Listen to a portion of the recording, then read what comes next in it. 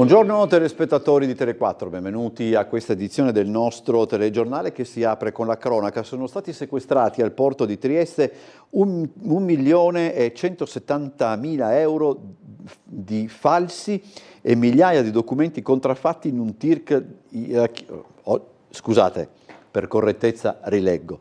Sequestrati al porto di Trieste 1.170.000 euro falsi e migliaia di documenti contraffatti. Erano in un TIR proveniente dalla Turchia e diretto ad Amburgo. Indagine internazionale in corso.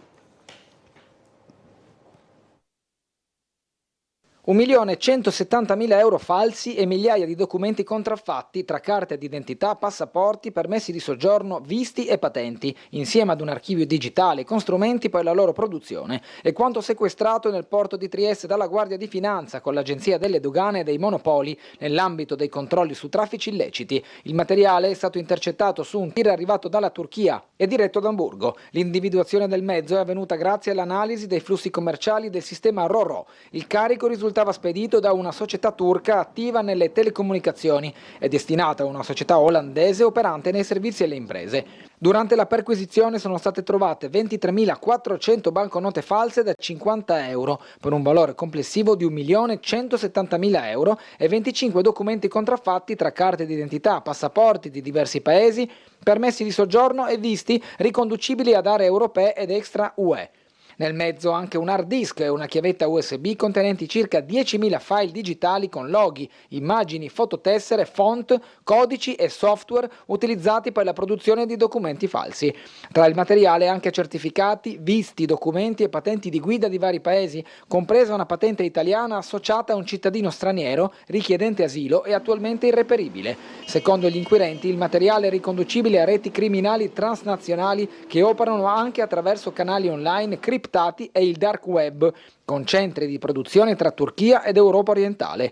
Il sequestro, disposto dalla Direzione Distrettuale Antimafia di Trieste, rientra in un'indagine ancora in corso anche a livello internazionale. Resta ferma la presunzione di innocenza fino a sentenza definitiva.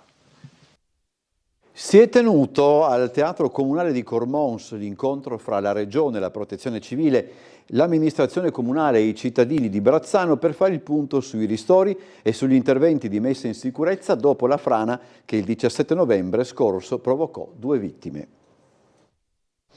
Intanto dobbiamo completare i lavori di messa in sicurezza per consentire poi alle persone di ritornare tutti nella loro normalità. Illustrate alcune novità relative ai contributi erogati dalla Protezione Civile per le persone colpite da eventi calamitosi.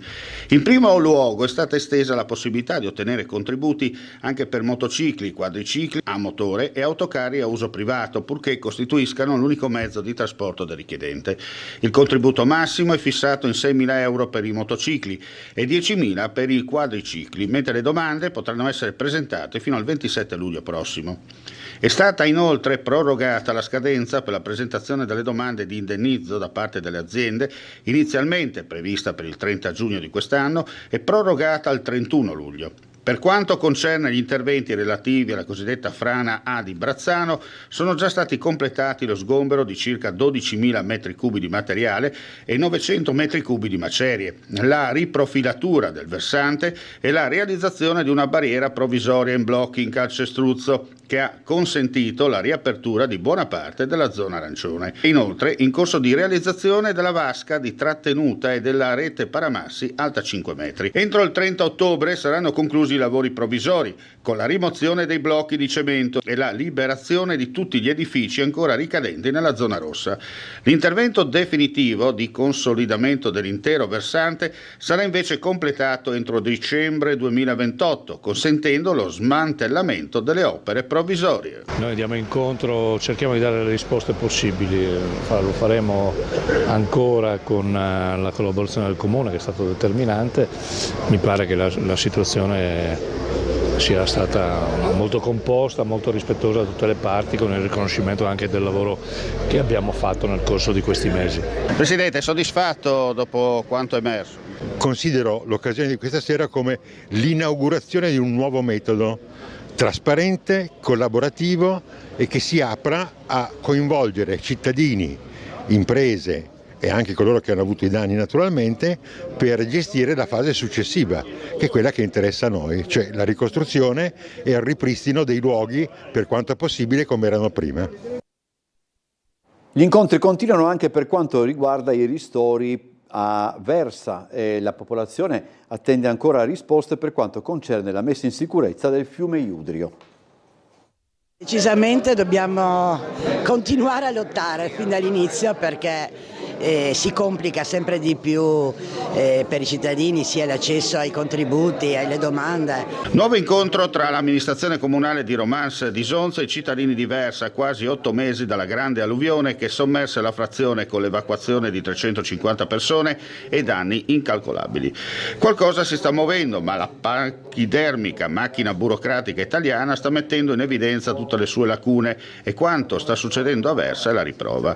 Gente esasperata e stufa per aver sentito finora solo belle parole, ma di concreto poco e niente. Il tema messa in sicurezza dei corsi d'acqua e le mancate assenze e non risposte da parte dell'assessore regionale Scocimarro, con il J-Accus nel corso della serata, perché da queste parti la pazienza pare aver raggiunto il suo zenith e, come diceva qualcuno, si tratta solo di una questione di centimetri nel superamento di quella linea che sancisce il punto di non ritorno. Sicuramente, perlomeno la foto abbiamo visto che è stata fatta dal consigliere, quindi dovrà, qualcosa passerà, insomma, e io comunque a chi mi chiede gliela mando la foto sicuramente, insomma, e anche il discorso che abbiamo fatto, insomma, che abbiamo le relazioni che abbiamo tirato su, è stata fatica anche quelle per cercare di raccogliere in mezzo alle persone, alla gente, tutte le criticità, tutti i problemi e cercarli di portare in questa assemblea, insomma, come voce di tutti i cittadini. La situazione è ancora un po' stagnante, mi permetto. Una delle domande che ho anche espresso io alla Regione è di poter avere un incontro assieme agli altri colleghi sindaci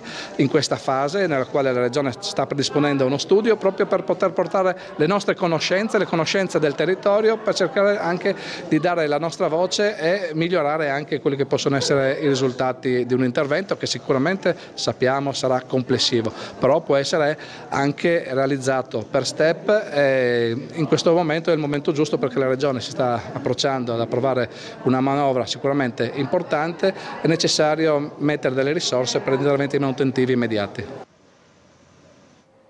Allora, parliamo adesso della Startec.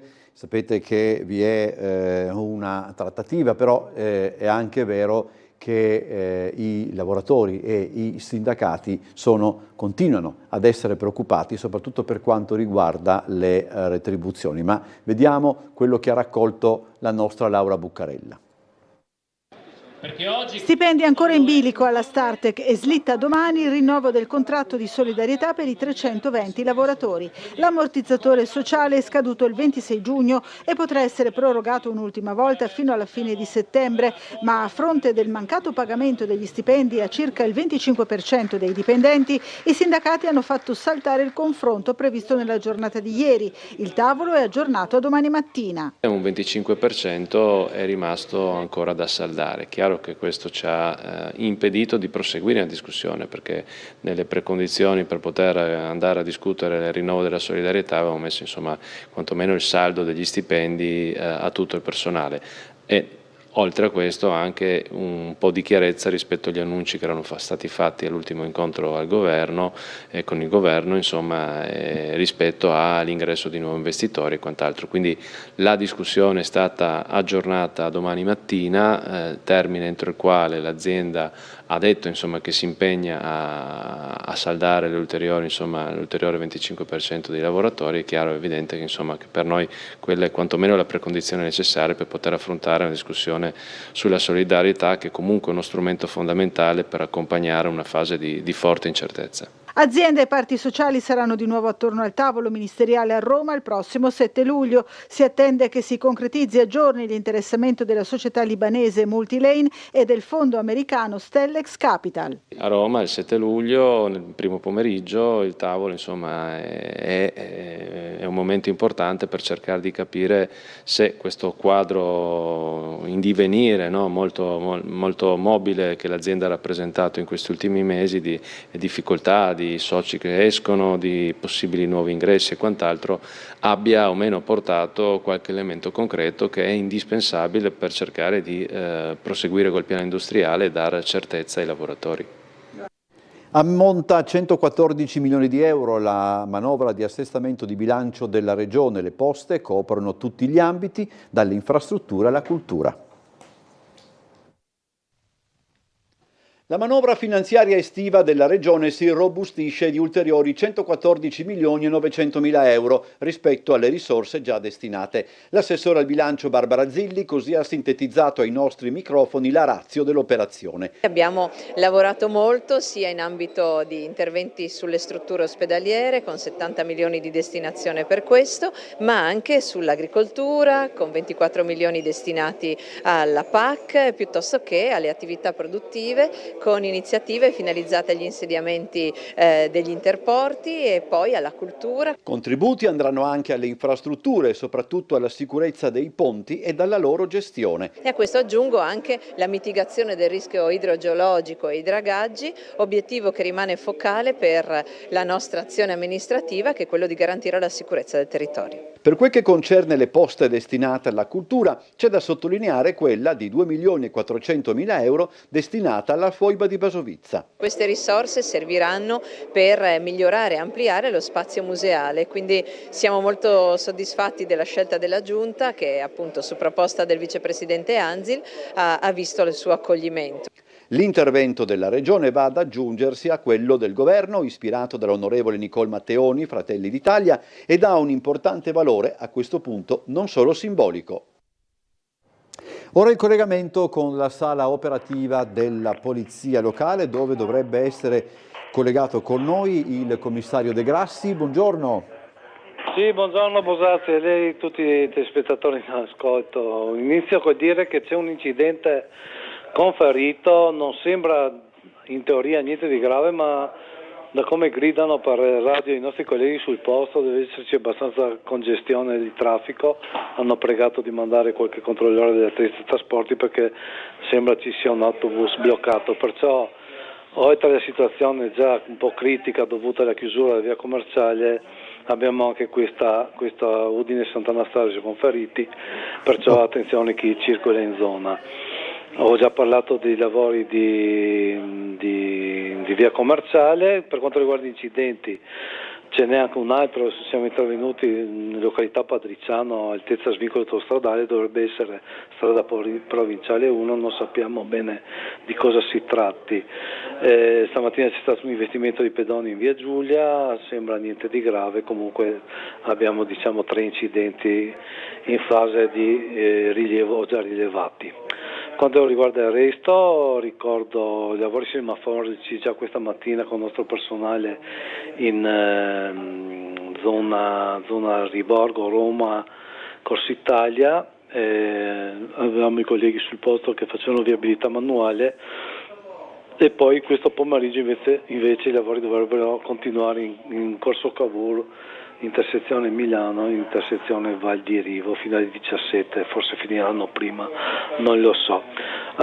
Ci sono stati dei lavori di rimozione binari in via Svevo Altiforni, non abbiamo avuto notizie, spero si sia svolto tutto senza grandi complicanze.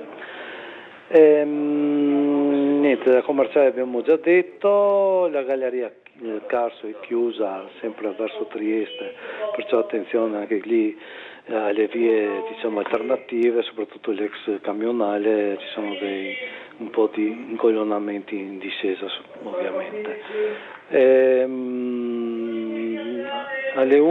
Verso le 11 è stato anche un blackout, zona Valmauro Baiamonti, sono saltati i semafori e anche qualche altra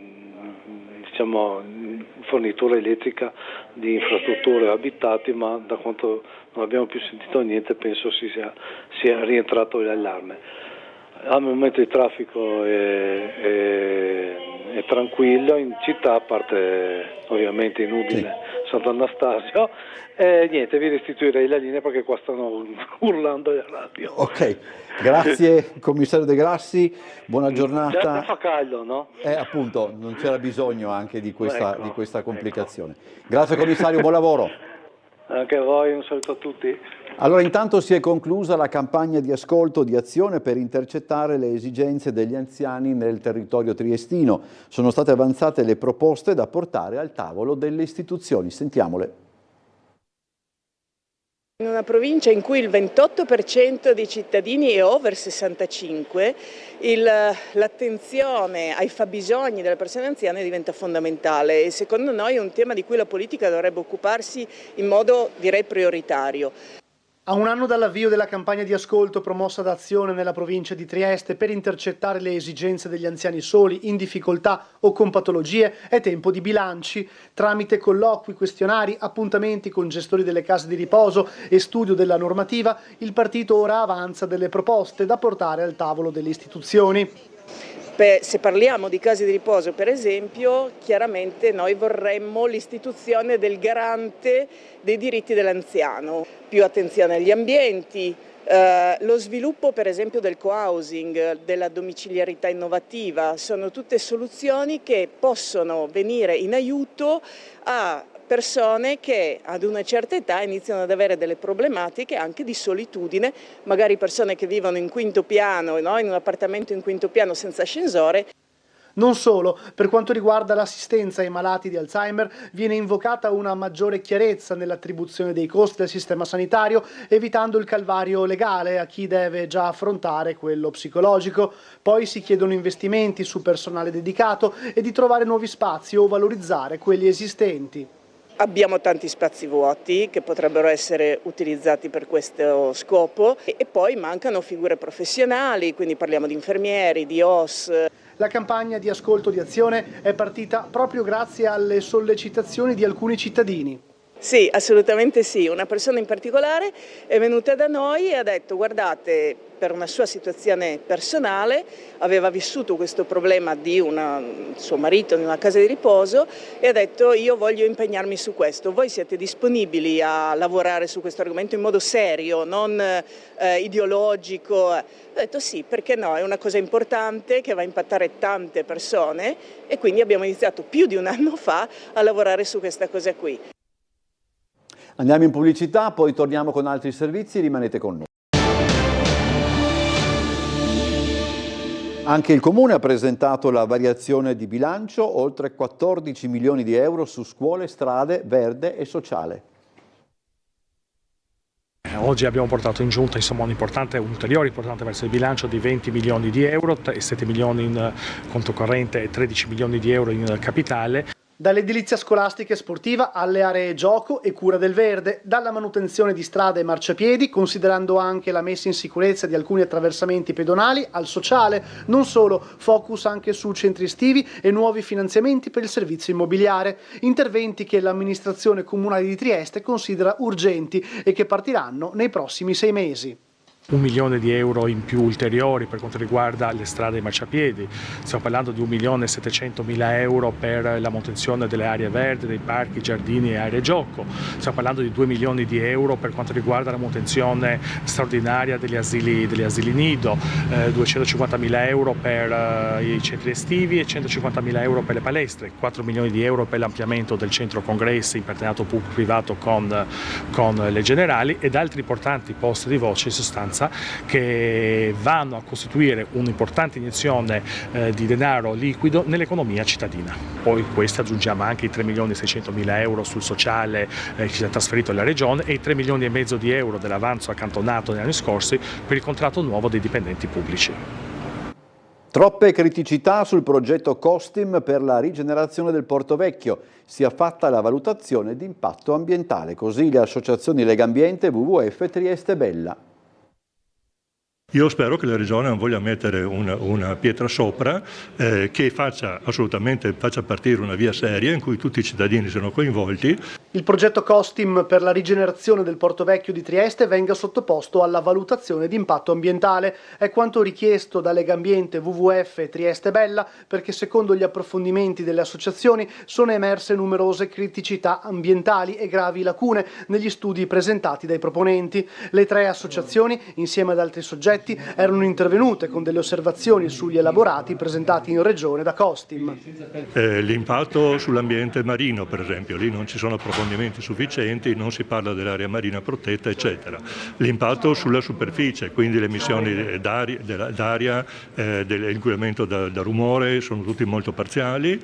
Il fatto che è stato artificialmente diviso in due questo grande progetto, perché in realtà c'è la parte appunto che verrà venduta e la parte che verrà gestita in concessione, che però fa parte di un unico comprensorio. L'impatto ambientale ovviamente sono sempre sulle stesse zone, sugli stessi territori, quindi è totalmente vietato e artificiale dividere in due e quindi così evitare la via. Ci sono poi tutta una serie di dettagli, faccio solo l'esempio del cloro, perché le dichiarazioni molto contraddittorie nei documenti della Costa indicano che loro non usano il cloro, poi dicono che usano il cloro ma non ha effetti sull'acqua marina, cosa di cui ho chiaramente dei dubbi. Ci sono dei tecnici e dei chimici che hanno fatto delle azioni molto puntuali. Il consigliere del Partito Democratico di Muggia, Francesco Bussani, lancia una critica alla Giunta Polidori in merito alla gestione della raccolta rifiuti, tanto sui costi quanto sulla comunicazione alla cittadinanza. Nei mesi precedenti abbiamo avuto notizia da parte dell'amministrazione attraverso la stampa che a partire da gennaio 2027 hanno intenzione di dismettere il sistema di raccolta porta a porta nell'intero territorio del comune di Muggia per implementare l'utilizzo di queste isole ecologiche che abbiamo già visto in azione nel centro storico, sono state installate nei mesi precedenti, riproposte all'interno di tutto il comune di Muggia. Visto che realizzare le 6 isole ecologiche attuali è costato 450.000 euro, ho presentato un'interrogazione per chiedere quali saranno i costi, perché se per coprire un'area che è molto piccola si sono spesi 450.000 euro, per coprire l'intero comune di Muggia quali saranno i costi e come questi costi verranno poi recuperati dai cittadini. Alla fine le domande che ho chiesto, quanto costerà, quante aree verranno fatte, come funziona, la risposta è stata assolutamente vaga, stiamo pensando, stiamo vedendo, considereremo. Ecco, sembrava più che ci fosse la volontà di dare notizie, di uscire sulla stampa con rivoluzioni, promesse fantasmagoriche, ma non basate sui fatti. Andiamo in Consiglio regionale per la discussione del disegno di legge per l'istituzione delle nuove province. Abbiamo sempre detto chiaramente che gli EDR rappresentavano un passaggio verso la costituzione delle province elettive. Oggi abbiamo il dovere di costruire le province del futuro. Così in Consiglio regionale l'assessore alle autonomie locali Pierpaolo Roberti, nella prima giornata di discussione del disegno di legge per l'istituzione e l'ordinamento dei nuovi enti. Critiche sono piovute dall'opposizione. Il primo aspetto che mi sento di sottolineare è che la dimensione di un ente di area vasta, e lo dice anche l'Unione Europea, è che devono essere sufficientemente grandi per poter competere anche in uno scenario come quello europeo, che è fatto anche di politiche di sviluppo, ma soprattutto sufficientemente piccolo per essere vicino alle comunità. Quindi questo tema è indissolubilmente legato anche a come vogliamo far funzionare gli enti locali, i comuni. Questo tipo di discussione in questo momento è assente. È assente anche il tema di come si vogliono affrontare le politiche di sviluppo della montagna. Ricordo che la legge regionale 21 del 2019 ha in qualche modo avviato la stagione delle comunità di montagna, ma ha lasciato completamente inascoltato il tema anche di un coordinamento. Critiche alle quali la maggioranza ha replicato non senza qualche iniziativa provocatoria. L'opposizione ha disegnato questa riforma come una sorta di male assoluto e di assoluta incoerenza, eccetera. Allora io ho lanciato una sfida molto semplice: se questa legge sulle province non va bene, ho chiesto all'opposizione, per correttezza, realtà e postura ideale, di non candidarsi alle prossime elezioni provinciali. Le province sono state eliminate in un momento storico dove l'antipolitica regnava sovrana, quindi in virtù di questo le province sono state abolite con il voto di tutti gli schieramenti politici. In effetti è stato commesso un errore gravissimo e quindi noi stiamo ripristinando queste province per riallacciare tutti i temi che chiaramente trattavano questi enti tra cittadino e provincia stessa. È tutto per questa edizione, vi ricordo che ci vediamo alle 17.55 con Trieste in diretta e poi con il telegiornale delle 19.30. Buon pomeriggio e a più tardi.